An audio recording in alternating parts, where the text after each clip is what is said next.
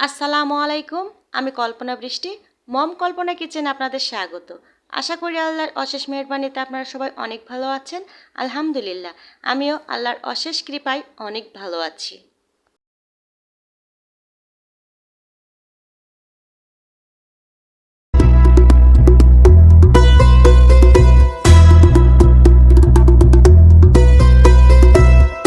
আজকে আমি কী রেসিপি রান্না করব সেটা অবশ্যই আপনারা প্রথম অবস্থায় বুঝে গিয়েছেন।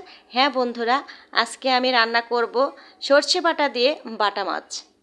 আজকের রেসিপিটা বানাতে মেন ভূমিকায় থাকছে বাটা মাছ। তাই এই যে বাটা মাছটাকে আমি খুব পরিষ্কার করে ধুয়ে নিয়েছি। সর্ষে বাটা বাটা মাছ রেসিপি রান্না করতে আজকে কি কি উপকরণ লাগছে চলুন আপনাদের সঙ্গে পরিচয় করিয়ে দিই। প্রথমে লাগছে বাটা মাছ, তারপরে লাগছে সর্ষে বাটা, এরপরে জিরে, তারপরে পেঁয়াজের পেস্ট, এরপরে রসুনের পেস্ট, তারপরে থাকছে জিরে আমি ভেজে গুঁড়ো করে নিয়েছি, এরপরে পেঁয়াজ কুচি, তারপরে গোটা কাঁচা মরিচ, তারপরে ধনেপাতা। বাটা মাছটা আমি কিভাবে কেটেছি আর কিভাবে ধুয়ে নিয়েছি সেটাও আমি আপনাদের আরেকবার দেখিয়ে নিই। রান্নার সময় আরেকবার আমি একটু ধুয়ে নেব। এবার আপনাদের দেখিয়ে দিই শুকনো উপকরণগুলো: হলুদের গুঁড়ো, মরিচের গুঁড়ো, ধনে গুঁড়ো আর লবণ। এই তো, চলুন, আমার সব কিছু এখন প্রস্তুত করা হয়ে গিয়েছে। চলে যাই এবার কিচেনে। এই তো চলে এসেছি আমি কিচেনে। কিচেনে এসে একটা প্যান বসিয়ে দিয়েছি। প্যান বসানোর পরে পরিমাণ মতো আমি তেল দিয়ে নিয়েছি যে মাছগুলো ভাজতে হবে। এই তো আগে থেকে মাখিয়ে রেখেছি লবণ, হলুদ আর মরিচ দিয়ে। এবার আস্তে আস্তে আমি তেলের পরে মাছগুলোকে দিয়ে দেব।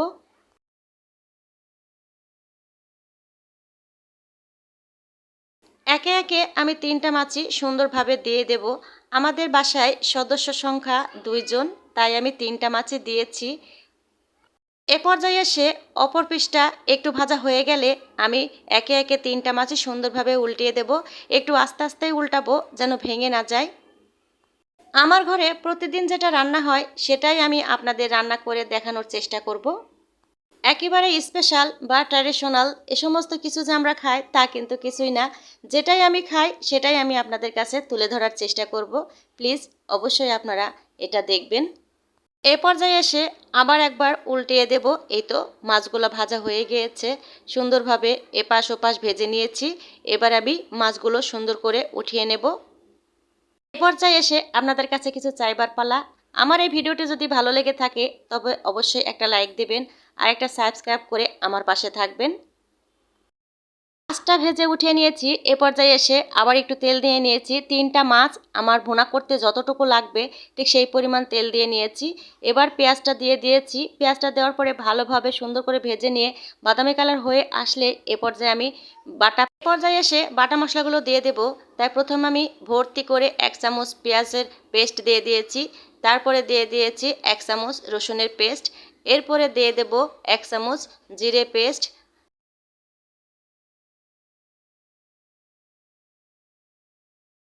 এ পর্যায়ে এসে মশলাটাকে ভালোভাবে নেড়ে চেড়ে আমি পেঁয়াজের সঙ্গে মিশিয়ে নেব। এই যে দেখুন, এভাবেই সুন্দর করে নেড়ে চেড়ে পেঁয়াজের সঙ্গে মশলাটাকে মিশিয়ে নিতে হবে। ভাই ও বোনেরা, আমার চ্যানেলটি যদি সাবস্ক্রাইব করেন তাহলে পাশে থাকা বেল বাটনটা অবশ্যই প্রেস করে দেবেন। পাশে থাকা বেল বাটনটা প্রেস করলে হবে কি, আমার নোটিফিকেশন যথাযথ আপনার কাছে পৌঁছে যাবে। এবার আমি শুকনো উপকরণগুলো দিয়ে দেব।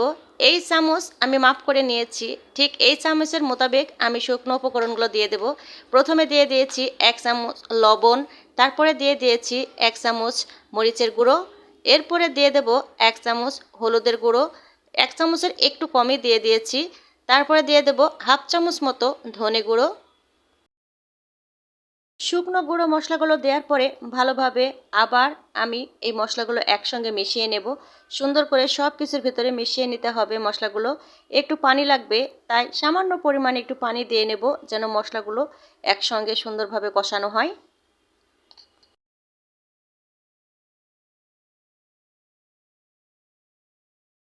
এই তো মশলাগুলো আমার কষানো হয়ে গিয়েছে। এ পর্যায়ে এসে আমি যে সর্ষেটা যেটা বেটে নিয়েছিলাম সেই সর্ষেটা আমি এবার দিয়ে দেব। দিয়ে আবার ভালোভাবে আরও 5 মিনিট সুন্দর করে আমি কষিয়ে নেব মশলাকে।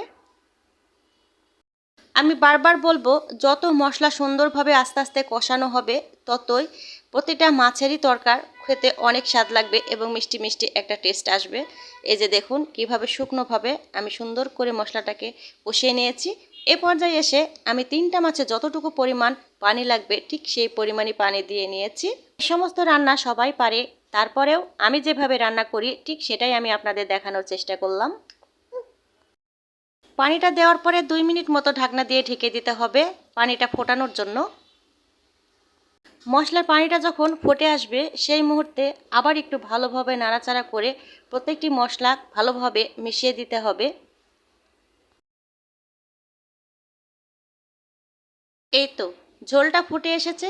এ পর্যায়ে এসে আমি 3টা মাছই সুন্দরভাবে একে একে আস্তে আস্তে দিয়ে দেব।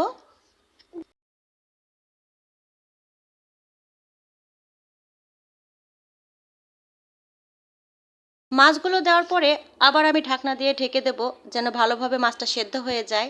এই যে দেখুন কত সুন্দর মাছটা একদম সিদ্ধ হয়ে এই যে তেল বের হয়ে এসেছে।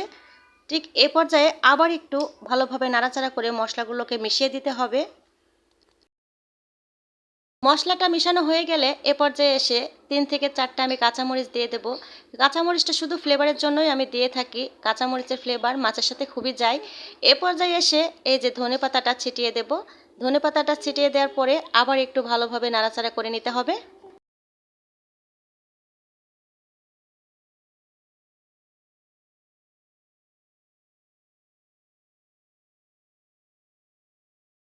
ভালোভাবে নাড়াচাড়া করে সুন্দর করে এই যে ধনেপাতাটা মিশিয়ে দেওয়ার পরে আবার ভালোভাবে ঢাকনা দিয়ে ঢেকে দিতে হবে। এ পর্যায়ে এসে এই যে দেখুন কত সুন্দর আমার সর্ষে বাটা বাটা মাছ হয়েই গিয়েছে। এই যে দেখুন কত সুন্দর কালার এসেছে, একবারে সুন্দর তেলগুলো বের হয়ে গিয়েছে। পরিশেষে এই যে জিরে ভেজে আমি গুঁড়ো করে নিয়েছি সেই উপকরণটা সুন্দরভাবে এটার ভিতরে ভালোভাবে ছিটিয়ে ছিটিয়ে দিয়ে দেব। এই ফ্লেভারটা মাছের সঙ্গে খুব সুন্দর লাগে, আমরা সবাই এইটাকে খুবই পছন্দ করি। এই যে দেখুন কত সুন্দর একদম ফ্লেভার এখনই আসছে। এভাবে ভালোভাবে সম্পূর্ণ মশলার সঙ্গে মিশিয়ে দিতে হবে। দিয়ে এই যে 5 মিনিট মতো আস্তে আস্তে ঢেকে রাখতে হবে। হয়ে গেল আমার সর্ষে বাটা বাটা মাছ। এভাবে বাসায় আপনারা ট্রাই করে দেখবেন, অবশ্যই অনেক ভালো লাগবে। কার কার ভালো লেগেছে অবশ্যই কমেন্টসের মাধ্যমে আমাকে জানাবেন। আজকের মতো ভিডিওটি আমি এখানেই রেখে দেব। সবাই ভালো থাকবেন, সুস্থ থাকবেন। আল্লাহ হাফেজ। আসসালামু আলাইকুম।